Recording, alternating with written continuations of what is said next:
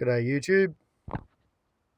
Warbles on a lot here to discuss a term you may never have heard of called shrinkflation.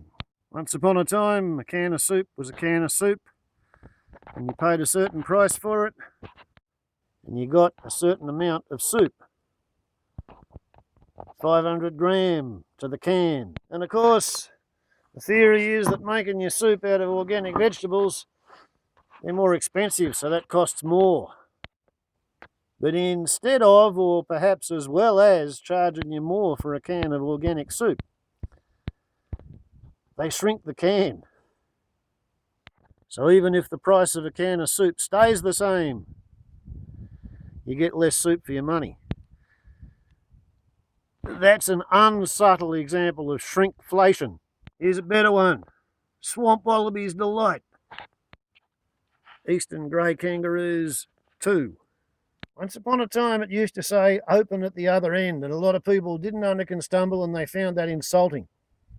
So now they don't say it anymore. If you're too silly to understand that there's a wrong way and there's a right way to open your box of biscuits, now we say open up to positive eating.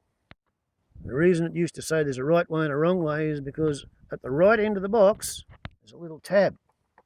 If you open your box of biscuits correctly, you can shut the box of biscuits to the point where you can shake your box of biscuits and nothing comes out.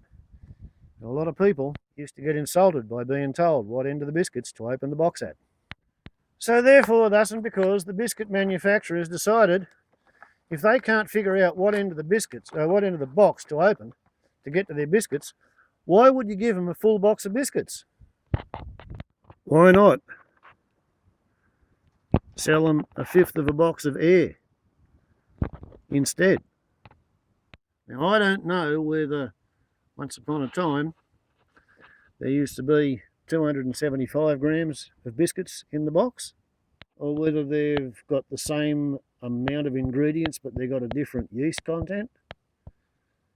But it's indisputable that once upon a time when you bought a box of biscuits, you got a box of biscuits and the biscuits went all the way to the top of the box. Just like they don't do anymore. And apparently, the technically correct marketing savvy word for that phenomenon is called shrinkflation. It's the inflation that you get to notice because you pay more money for less. But it doesn't show up in any of the government's records because a packet of biscuits or a tin of soup still costs the same. Isn't progress just such a wonderful thing? Warbles on a lot to YouTube.